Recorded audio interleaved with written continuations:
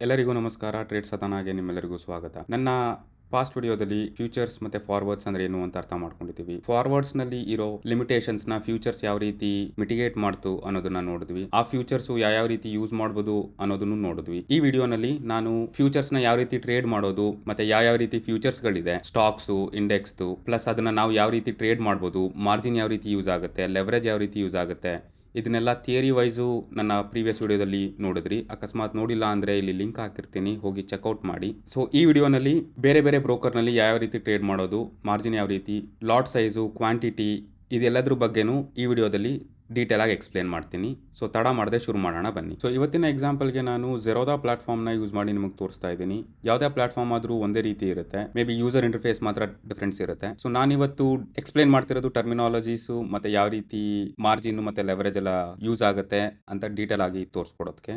ನಿಮಗೆ ಬೇರೆ ಪ್ಲಾಟ್ಫಾರ್ಮಲ್ಲೂ ಎಕ್ಸ್ಪ್ಲೇನ್ ಮಾಡಿ ತೋರಿಸ್ಬೇಕು ಅಂತಂದರೆ ಕಮೆಂಟ್ ಮಾಡಿ, ನಾನು ಅದ್ರ ಮೇಲ್ಗಡೆನೂ ವಿಡಿಯೋ ಮಾಡ್ತೀನಿ. So as of now Zerodha ಪ್ಲಾಟ್ಫಾರ್ಮ್ನಲ್ಲಿ ಯಾವ ರೀತಿ ಇದೆ ನೋಡೋಣ ಬನ್ನಿ. ಸೊ ಇಲ್ಲಿ ಸರ್ಚ್ಗೆ ಹೋಗಿ ನೀವು ಸರ್ಚ್ ಮಾಡಿದಾಗ ಪ್ರತಿಯೊಂದು ಇಂಡೆಕ್ಸ್ ಮತ್ತು ಸ್ಟಾಕ್ಸ್ನಲ್ಲೂ ಫ್ಯೂಚರ್ ಆಪ್ಷನ್ಸ್ಗಳು ಇರುತ್ತೆ, ನನ್ನ ಹಳೆ ವಿಡಿಯೋದಲ್ಲಿ ಹೇಳ್ದಂಗೆ. ಓಕೆನಾ. ಸೊ ಇವಾಗ ನಾನು ನಿಫ್ಟಿ ಅಂತ ಹೋಗಿ ಸರ್ಚ್ ಮಾಡ್ತೀನಿ. ಸೊ ನಿಫ್ಟಿ ಅಂತ ಹೋಗಿ ಸರ್ಚ್ ಮಾಡಿದಾಗ ನಿಮಗೆ ಇಲ್ಲಿ 3 ಆಪ್ಷನ್ಸ್ ಬರುತ್ತೆ: May futures, June futures, July futures. So ಇದೆಲ್ಲ ನಿಫ್ಟಿದು. ಸೊ ಯಾವುದೇ ಒಂದು ಇಂಡೆಕ್ಸ್ ಆಗಲಿ ಅಥವಾ ಯಾವುದೇ ಒಂದು ಸ್ಟಾಕ್ಸ್ ಆಗಲಿ, ಎಲ್ಲದಕ್ಕೂ 3 ರೀತಿ ಫ್ಯೂಚರ್ಸ್ ಇರುತ್ತೆ. 3 ರೀತಿ ಅನ್ನೋದಕ್ಕಿಂತ 3 ಕಾಂಟ್ರಾಕ್ಟ್ ಫ್ಯೂಚರ್ಸ್ ಇರುತ್ತೆ. ಓಕೆನಾ. ಒಂದು ಕರೆಂಟ್ ಮಂತ್ ಅಂತ ಕರೀತಾರೆ, ಒಂದು ಮಿಡ್ ಮಂತ್ ಅಂತ ಕರೀತಾರೆ, ಇನ್ನೊಂದು ಫಾರ್ ಮಂತ್ ಅಂತ ಕರೀತಾರೆ. ಓಕೆನಾ. ಕರೆಂಟ್ ಮಂತ್ ಅಂದರೆ ಈ ತಿಂಗಳದು ಎಕ್ಸ್ಪೈರಿನ ಕರೆಂಟ್ ಮಂತ್ ಅಂತ ಕರೀತಾರೆ. ಸೊ ಇವಾಗ ನಾವಿನ್ನು ಏಪ್ರಿಲ್ 27 ಇದ್ದೀವಿ. ಏಪ್ರಿಲ್ 27 ಅಂದರೆ Nifty usually every week Thursday expiry ಇರುತ್ತೆ. ಸೊ ಆ ಮಂತ್ದು ಕೊನೆ ಥರ್ಸ್ಡೇ ಏನಿರುತ್ತೋ ಅದು ಫ್ಯೂಚರ್ಸ್ದು ಎಕ್ಸ್ಪೈರಿ ಆಗಿರುತ್ತೆ. ಲಾಸ್ಟ್ ಥರ್ಸ್ಡೇ ಏಪ್ರಿಲ್ ತಿಂಗಳದು ಕೊನೆ ಮಂತ್ ಆಗಿತ್ತು. ಸೊ ಅದಕ್ಕೋಸ್ಕರ ಏಪ್ರಿಲ್ ಫ್ಯೂಚರ್ಸ್ ಮುಗ್ದು ಇವಾಗ ಮೇ ಫ್ಯೂಚರ್ಸ್ ಬಂದಿದೆ. ಸೊ ಈಗ ಕರೆಂಟ್ ಮಂತ್ ಫ್ಯೂಚರ್ಸು ಮೇ ಆಗಿರುತ್ತೆ. ಸೊ ಮಿಡ್ ಮಂತ್ ಅಂದರೆ ನೆಕ್ಸ್ಟ್ ಮಂತು ಮೇ ಆದಮೇಲೆ ಜೂನ್ ಬರೋದ್ರಿಂದ ಸೊ ಜೂನ್ ಫ್ಯೂಚರ್ಸ್ನ ಮಿಡ್ ಮಂತ್ ಅಂತ ಕರೀತಾರೆ. ನೆಕ್ಸ್ಟ್ ಬರೋದು July futures which is way for. So ಅದನ್ನು ಫಾರ್ ಮಂತ್ ಕಾಂಟ್ರಾಕ್ಟ್ ಅಂತ ಕರೀತಾರೆ. ಓಕೆನಾ. ಸೊ ನೀವು ಯಾವುದೇ 3ರಲ್ಲಾದರೂ ಬೇಕಾದ್ರೆ ನೀವು ಟ್ರೇಡ್ ತೊಗೋಬೋದು. ಒಂದೊಂದರಲ್ಲೂ ಏನೇನು ಡಿಫ್ರೆನ್ಸ್ ಇದೆ ಅದನ್ನು ಎಕ್ಸ್ಪ್ಲೇನ್ ಮಾಡ್ತೀನಿ. ಸೊ ಇದನ್ನೆಲ್ಲ ಆ್ಯಡ್ ಮಾಡ್ಕೋತೀನಿ ನನ್ನ ವಾಚ್ ಲಿಸ್ಟ್ಗೆ, ಸೊ ದಟ್ ನೀವು ನೋ.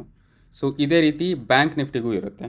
ನಾನು ಬ್ಯಾಂಕ್ ನಿಫ್ಟಿ ಅಂತ ಟೈಪ್ ಮಾಡಿದ್ರೆ ಬ್ಯಾಂಕ್ ನಿಫ್ಟಿನಲ್ಲೂ ಮೇ, ಜೂನ್, ಜುಲೈ. ಸೊ ನೀವು ಇವಾಗ ಸ್ಟಾಕ್ಸಲ್ಲಿ ಯಾವ ರೀತಿ ಇರುತ್ತೆ, ಇವಾಗ ಫಾರ್ ಎಕ್ಸಾಂಪಲ್ ಜಿಯೋಫಿನ್ ಅಂತಲೇ ತೊಗೊಳ್ಳಿ. ಜಿಯೋಫಿನ್ನಲ್ಲೂ ಅಷ್ಟೇ ನೋಡಿ, ಇಲ್ಲಿ ನೋಡ್ಬೋದು ಮಾರ್ಚ್, ಜೂನ್ ಮತ್ತು ಜುಲೈ. ಓಕೆನಾ. ಇಲ್ಲೆಲ್ಲ ಅದನ್ನು ಆ್ಯಡ್ ಮಾಡ್ಕೊಂಡಿದ್ದೀನಿ. ಸೊ ನಿಫ್ಟಿಲೂ ಅಷ್ಟೇ, ಇದು current month, mid month, far month, current month, mid month, far month. ಸ್ಟಾಕ್ಸಲ್ಲೂ ಅಷ್ಟೇ current month, mid month, far month. ನೀವು ಇವಾಗ ನನ್ನ ಕೇಳ್ಬೋದು, ಈ ಎಲ್ಲ ಫ್ಯೂಚರ್ಸ್ಗೂ ಮತ್ತು ಸ್ಪಾಟ್ ಪ್ರೈಸ್ಗೂ ಏನು ಡಿಫ್ರೆನ್ಸು ಅಲ್ವಾ? It's a good question and a valid question. ಇದನ್ನ ಅರ್ಥ ಮಾಡ್ಕೊಳ್ಳೋಣ ಬನ್ನಿ. ಸೊ ಈಗ ಕರೆಂಟ್ ಮಂತಲ್ಲಿ ಫ್ಯೂಚರ್ ಪ್ರೈಸು ಎಷ್ಟು ನಡೀತಿದೆ? 24,120. ಓಕೆನಾ. ಸೊ ಮಿಡ್ ಮಂತಲ್ಲಿ ಎಷ್ಟು ನಡೀತಿದೆ? 24,212. ಜುಲೈ ಮಂತಲ್ಲಿ ಅಥವಾ ಫಾರ್ ಮಂತಲ್ಲಿ ಎಷ್ಟು ಪ್ರೈಸ್ ನಡೀತಿದೆ? 24,325. ಸೊ ಇದೆಲ್ಲ ಫ್ಯೂಚರ್ ಕಾಂಟ್ರಾಕ್ಟು. ಅದೇ ಸ್ಪಾಟ್ ಪ್ರೈಸ್ ನೋಡಿ, ಇದು ನಿಫ್ಟಿ 50 ಇಂಡೆಕ್ಸ್ ಅಂತ ಬರ್ದಿದೆ, ಇದು ಸ್ಪಾಟ್ ಪ್ರೈಸ್. ಸ್ಪಾಟ್ ಪ್ರೈಸ್ ಅಂದರೆ ಆಕ್ಚುವಲ್ ಇಂಡೆಕ್ಸ್ ಆಗಿರ್ಬೋದು ಅಥವಾ ಆಕ್ಚುವಲ್ ಸ್ಟಾಕ್ ಆಗಿರ್ಬೋದು. ಫಾರ್ ಎಕ್ಸಾಂಪಲ್ ಇದು ಜಿಯೋಫಿನ್ ಅಲ್ವಾ? ಈ ಜಿಯೋಫಿನ್ನು ಇದೆಲ್ಲ mid month, current month, far month futures price ಆಗಿದ್ರೆ ಇದು ಆ್ಯಕ್ಚುವಲ್ ಸ್ಟಾಕ್ ಸ್ಪಾಟ್ ಪ್ರೈಸು. ಓಕೆನಾ. ಸೊ ಇದು ಸ್ಪಾಟ್, ಇದು ಫ್ಯೂಚರ್ಸ್. ಏನು difference? Okay, let's say spot price ಇವಾಗ ನಡೀತಿರೋದು 24,039. ಈ ಸ್ಪಾಟ್ ಪ್ರೈಸ್ ಏನಿರುತ್ತೋ, ಫ್ಯೂಚರ್ ಪ್ರೈಸ್ ಅಂತಂದ್ರೇನು? ಫ್ಯೂಚರಲ್ಲಿ ಪ್ರೈಸು ಮೇಲಾದರೂ ಇರ್ಬೋದು ಅಥವಾ ಕೆಳಗಡೆನಾದರೂ ಇರ್ಬೋದು. ಆದರೆ ಇದು ಇಂಡೆಕ್ಸ್ ಆಗಿರೋದ್ರಿಂದ ಅಥವಾ ಯಾವುದೇ ಒಂದು ಕಂಪ್ನಿ ವ್ಯಾಲ್ಯೂಯೇಷನ್ ಒಂದು ಗ್ರೋತ್ಗೆ ನೋಡ್ತಿರುತ್ತೆ. ಸೊ ಗ್ರೋತ್ ಅಂತ ನೋಡಿದಾಗ ಆಬ್ವಿಯಸ್ಲಿ ಇವಾಗಿರೋದ್ರಿಂದ ಅದಕ್ಕಿಂತ ಜಾಸ್ತಿನೇ ಇರಬೇಕು. ಸೊ ಅದೇ ರೀತಿ ಬೆಳವಣಿಗೆ ಆಗೋದು.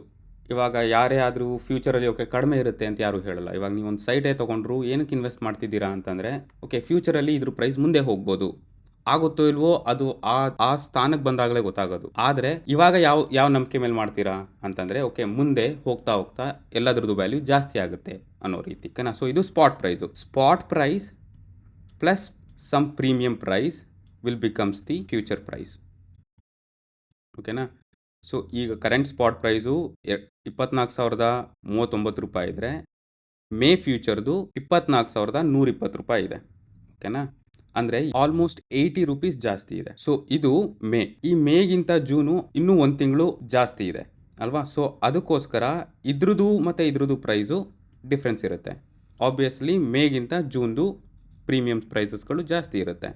ಅದೇ ರೀತಿ ಜೂನಿಂದ ಜುಲೈಗೆ ಜಾಸ್ತಿ ಇರುತ್ತೆ. ಯಾವುದ್ರಲ್ಲಾದರೂ ನೋಡ್ಬೋದು. ನೀವು ಬ್ಯಾಂಕ್ ನಿಫ್ಟಿಲೂ ಕೂಡ ನೋಡಿ, ಇದಕ್ಕಿಂತ ಮೇಗಿಂತ ಜೂನ್ ಜಾಸ್ತಿ ಇದೆ, ಜೂನ್ಗಿಂತ ಜುಲೈ ಜಾಸ್ತಿ ಇದೆ. ಸ್ಟಾಕ್ಸಲ್ಲಿ ಕೂಡ ನೋಡ್ಬೋದು, ಮೇಗಿಂತ ಜೂನ್ ಜಾಸ್ತಿ ಇದೆ, ಜೂನ್ಗಿಂತ ಜುಲೈ ಜಾಸ್ತಿ ಇದೆ. ಇದೆಲ್ಲ ಯಾವ ರೀತಿ ಪ್ರೈಸ್ ಮಾಡ್ತಾರೆ, ಅದೆಲ್ಲ ಕಂಪನಿ ವ್ಯಾಲ್ಯೂಯೇಷನ್ ಅಥವಾ index value plus over all ಕಂಟ್ರಿದು ಎಕಾನಮಿ ಯಾವ ರೀತಿ ನಡೀತಿದೆ, ಇದ್ರ ಬೇಸಿಸ್ ಮೇಲ್ಗಡೆ ಇಂಡೆಕ್ಸ್ದಾಗಲಿ ಸ್ಟಾಕ್ಸ್ದಾಗಲಿ ಪ್ರೀಮಿಯಂ ಪ್ರೈಸಸ್ಗಳನ್ನ, ಫ್ಯೂಚರ್ ಪ್ರೈಸ್ಗಳನ್ನ ಡಿಸೈಡ್ ಮಾಡ್ತಾರೆ.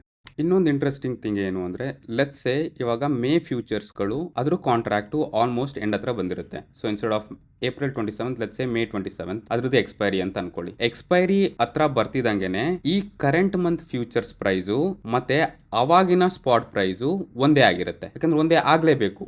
ಯಾಕೆಂದರೆ ಫ್ಯೂಚರಲ್ಲಿ ಏನಿದೆ ಅಂತ ಇದೆಯೋ ಅದ್ರದ್ದು ಕಾಂಟ್ರಾಕ್ಟ್ ಎಕ್ಸ್ಪೈರಿ ಆಗ್ತಿದ್ದಂಗೆ ಅಥವಾ ಹತ್ರ ಬರ್ತಿದ್ದಂಗೆ ಸ್ಪಾಟ್ ಪ್ರೈಸು ಮತ್ತೆ ಫ್ಯೂಚರ್ ಪ್ರೈಸು ಅಟ್ಲೀಸ್ಟ್ ಆ current month future price same ಇರಬೇಕು. ಸೊ ಮೇ 27 ಅಕಸ್ಮಾತ್ ಪ್ರೈಸ್ ಏನಾದ್ರು ಇದೇ ರೀತಿ ಫ್ಲಾಟ್ ವೈಸ್ ಉಳ್ಕೋತು ಅಂತ ಅನ್ಕೊಳ್ಳಿ ಫಾರ್ ಎಕ್ಸಾಂಪಲ್. ಸೊ ಮೇ 27 ಈ ಫ್ಯೂಚರ್ ಪ್ರೈಸು ಈ ಸ್ಪಾಟ್ ಪ್ರೈಸ್ ಹತ್ರಕ್ಕೆ ಬಂದಿರುತ್ತೆ, ಅಥವಾ ಈ ಸ್ಪಾಟ್ ಪ್ರೈಸು ಈ ಫ್ಯೂಚರ್ ಪ್ರೈಸ್ ಹತ್ರಕ್ಕೆ ಬಂದಿರುತ್ತೆ. ಒಟ್ಟಿನಲ್ಲಿ ಆ ಕಾಂಟ್ರಾಕ್ಟ್ ಕ್ಲೋಸ್ ಆಗೋ ಅಷ್ಟರಲ್ಲಿ ಆ ಕರೆಂಟ್ ಮಂತ್ ಫ್ಯೂಚರ್ ಪ್ರೈಸ್ ಎಷ್ಟಿತ್ತೋ ಸ್ಪಾಟ್ ಪ್ರೈಸು ಅಷ್ಟೇ ಇರುತ್ತೆ. ಸೊ ಅದೇ ರೀತಿ ಜೂನ್ಗಷ್ಟು ಅಷ್ಟೇ. ಜೂನ್ ಹತ್ರ ಬರ್ತಿದಂಗೆನೆ ಆ current month future price plus spot price same ಇರುತ್ತೆ. ಇವಾಗ ನಾವು ಫ್ಯೂಚರ್ಸ್ನಲ್ಲಿ ಸೆಬಿ ಯಾವ ರೀತಿ ಸ್ಟ್ಯಾಂಡರ್ಡೈಸ್ ಮಾಡಿದೆ ಅನ್ನೋದನ್ನ ನೋಡೋಣ ಬನ್ನಿ. ಯಾಕೆಂದರೆ ಫಾರ್ವರ್ಡ್ಸಲ್ಲಿ ಯಾವ್ಯಾವುದು ಸೆಟ್ ಬ್ಯಾಕ್ಸ್ ಇತ್ತೋ ಆ ಸೆಟ್ ಬ್ಯಾಕ್ಸ್ನೆಲ್ಲ ಫ್ಯೂಚರ್ಸು ಮಿಟಿಗೇಟ್ ಮಾಡಿದೆ ಅಲ್ವಾ.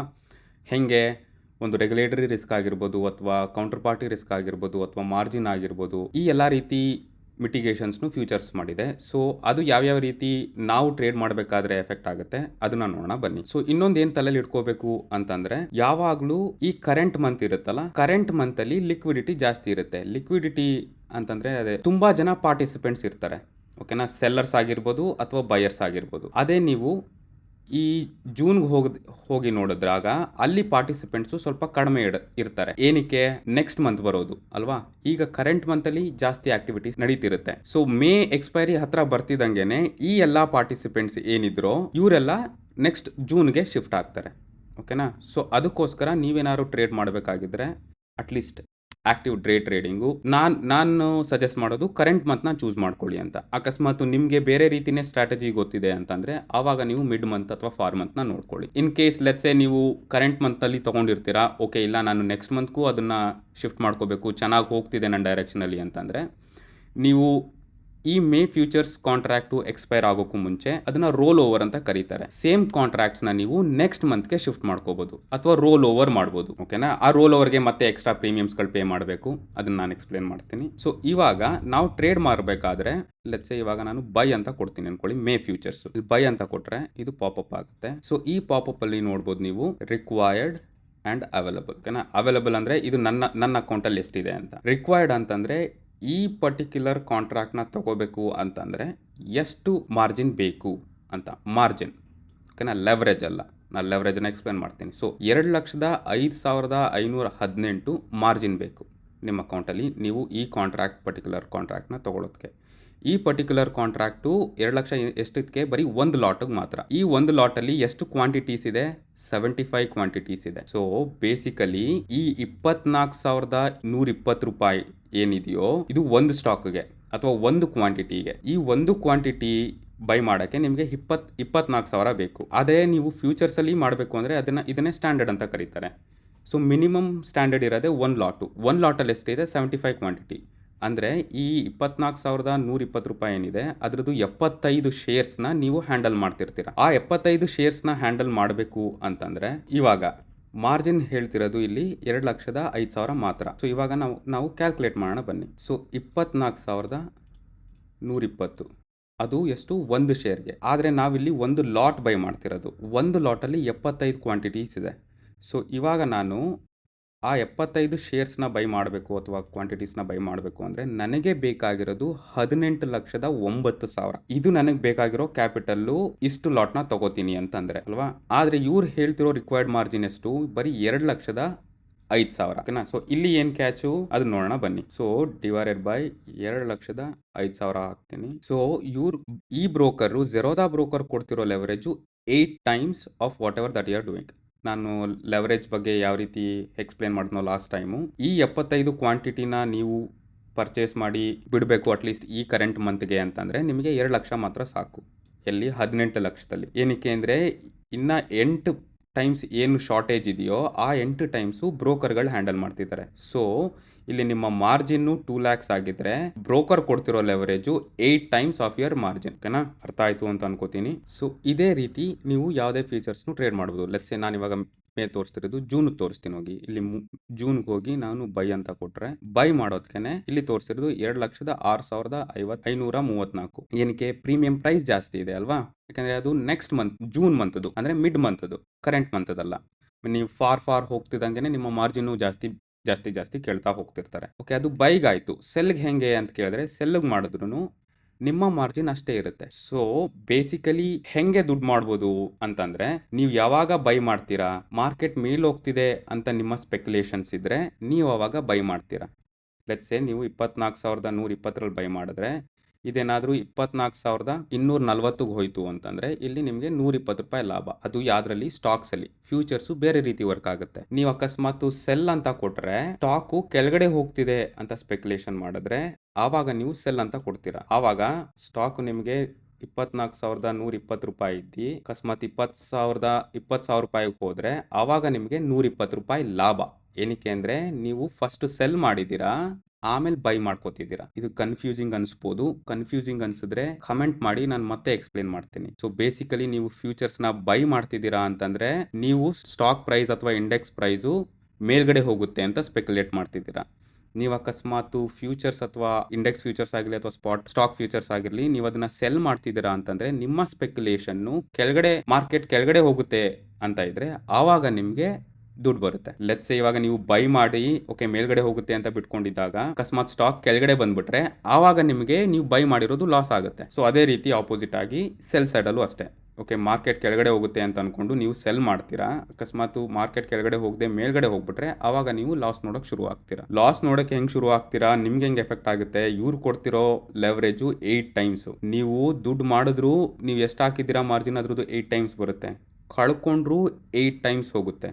ಓಕೆನಾ? So taking leverage is important. ಎಷ್ಟು ರಿಸ್ಕ್ ಇರುತ್ತೋ ಅಷ್ಟೇ ರಿವಾರ್ಡ್ ಬರ್ತಿರುತ್ತೆ. ಕಾಷಿಯಸ್ ಆಗಿರಬೇಕು. ಸೊ ಅರ್ಥ ಆಗಿದೆ ಅಂತ ಅನ್ಕೋತೀನಿ. ಏನಾದರೂ ಕ್ವಶನ್ಸ್ ಇದ್ರೆ ಕಮೆಂಟ್ ಮಾಡಿ. ಸೊ ಅದೇ ರೀತಿ ಯಾವುದಕ್ಕೆ ಹೋದ್ರು ನೀವು ಲೆಟ್ಸ್ ಸೇ ಬ್ಯಾಂಕ್ ನಿಫ್ಟಿಗೆ ಹೋದರೆ ಇಲ್ಲಿ ಲಾಟ್ ಸೈಜು ಡಿಫ್ರೆಂಟ್ ಇರುತ್ತೆ. ಓಕೆನಾ? ಸೊ ಇದೆಲ್ಲ ಸ್ಟ್ಯಾಂಡರ್ಡ್ ಸೆಟ್ ಮಾಡಿರೋದು ಸೆಬಿಯಿಂದ.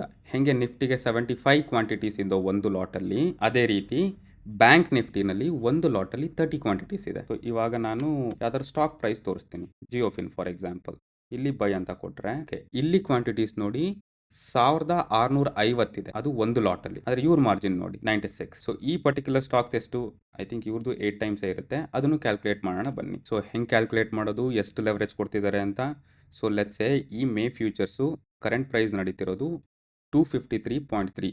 ಎಷ್ಟಕ್ಕೆ? ಅದು ಒಂದು ಶೇರ್ಗೆ. ಆದರೆ ನಾವು ಫ್ಯೂಚರ್ಸ್ ಟ್ರೇಡ್ ಮಾಡಬೇಕಾದ್ರೆ ಲಾಟ್ ಸೈಜಲ್ಲಿ ಮಾತ್ರ ಮಾಡೋಕ್ಕಾಗೋದು, ಒಂದು ಲಾಟ್ಗಿಂತ ಕೆಳಗಡೆ ಮಾಡೋಕ್ಕಾಗಲ್ಲ. ಒಂದು ಲಾಟಲ್ಲಿ ಕ್ವಾಂಟಿಟೀಸ್ ಇರೋದು 1,650. ಅಂದರೆ ನೀವು ಒನ್ ಟೈಮ್ ಪರ್ಚೇಸ್ ಮಾಡಿದ್ರೆ ಈ ಜಿಯೋಫಿನ್ದು 1,650 ಶೇರ್ ಜೊತೆ ಆಟ ಆಡ್ತಿರ್ತೀರಾ.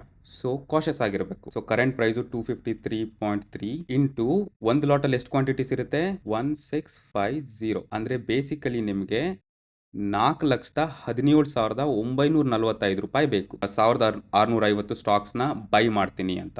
ಆದರೆ ಇಲ್ಲಿ ನೋಡಿ ರಿಕ್ವೈರ್ಡ್ ಮಾರ್ಜಿನ್ನು ನಿಮಗೆ ತೋರಿಸ್ತಿರೋದು ಬರೀ 91,963 ಡಿವೈಡೆಡ್ ಬೈ 91,963. ಸೊ ಇಲ್ಲಿ ನೋಡಿ 4.5.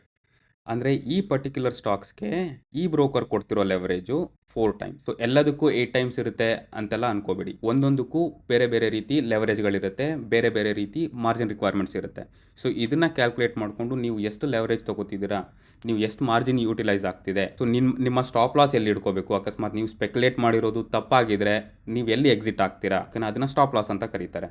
ಯಾಕಂದರೆ ನೀವು ಯಾವಾಗಲೂ ಅನಲೈಸ್ ಮಾಡೋದು ಸರಿ ಇರುತ್ತೆ ಅಂತ ಹೇಳೋಕ್ಕಾಗಲ್ಲ ಅಲ್ವಾ? ಸೊ ಸರಿ ಇಲ್ಲ ಅಂತಂದಾಗ ನಾನು ಅನಲೈಸ್ ಮಾಡಿರೋದು ತಪ್ಪು ಅಂತ ಗೊತ್ತಾಗುತ್ತಲ್ಲ, ಓಕೆ ಇದು ತಪ್ಪು ಅಂತ ಎಲ್ಲಿ ಗೊತ್ತಾಗುತ್ತೋ ನಾನು ಅಲ್ಲಿ ಎಕ್ಸಿಟ್ ಆಗ್ತೀನಿ ಅನ್ನೋದನ್ನ ನೀವು ಟ್ರೇಡ್ಗೆ ಎಂಟರ್ ಆಗೋಕ್ಕೂ ಮುಂಚೆನೇ ಡಿಸೈಡ್ ಮಾಡಿರಬೇಕು. ಓಕೆ, ಇದು ಮತ್ತೆ ಬೇರೆ ಟಾಪಿಕ್ಕು, ನಾನು ಇನ್ನೊಂದ್ಸಲ ಎಕ್ಸ್ಪ್ಲೇನ್ ಮಾಡ್ತೀನಿ. ಇನ್ನೊಂದು ವಿಡಿಯೋನಲ್ಲಿ. ಸೊ ಇದಾಗಿತ್ತು ಹೆಂಗೆ ಮಾರ್ಜಿನ್ನು ಮತ್ತೆ ಲೆವರೇಜು ಪ್ರತಿ ಒಂದು ಸ್ಟಾಕ್ ಫ್ಯೂಚರ್ಸ್ನಲ್ಲಿ ಮತ್ತೆ ಇಂಡೆಕ್ಸ್ ಫ್ಯೂಚರ್ಸ್ನಲ್ಲಿ ಬೇರೆ ಬೇರೆ ರೀತಿ ಇರುತ್ತೆ ಅಂತ. ಇದ್ರ ಮೇಲ್ಗಡೆ ಏನಾದ್ರು ಕ್ವಶನ್ಸ್ ಇದ್ರೆ ಕಮೆಂಟ್ ಮಾಡಿ, ನಾನು ಮತ್ತೆ ಎಕ್ಸ್ಪ್ಲೇನ್ ಮಾಡೋಕ್ಕೆ ಟ್ರೈ ಮಾಡ್ತೀನಿ. ಸೊ ಇದು ಕೂಡ ಅಷ್ಟೇ, ನೀವು ಬೈ ಮಾಡ್ತೀರಾ ಅಂತಂದರೆ ಸ್ಟಾಕ್ ಪ್ರೈಸು ಮೇಲ್ಗಡೆ ಹೋದರೆ ನಿಮಗೆ ಲಾಭ ಆಗುತ್ತೆ. ನೀವು ಸೆಲ್ ಮಾಡಿದ್ರೆ ಸ್ಟಾಕ್ ಪ್ರೈಸು ಕೆಳಗಡೆ ಹೋದರೆ ನಿಮಗೆ ಲಾಭ ಆಗುತ್ತೆ. ಸೊ ಇದು ಬೈಗಾಗಿತ್ತು. ಇಲ್ಲಿ ನೋಡಿ, ನಾನು ಇವಾಗ ಕ್ಲೋಸ್ ಮಾಡಿಬಿಟ್ಟು ಸೆಲ್ಗೆ ತೋರಿಸ್ತೀನಿ. ಸೆಲ್ಗೂ ಕೂಡ ನಿಮಗೆ ಸೇಮ್ ಮಾರ್ಜಿನ್ ತೋರಿಸ್ತಿದೆ.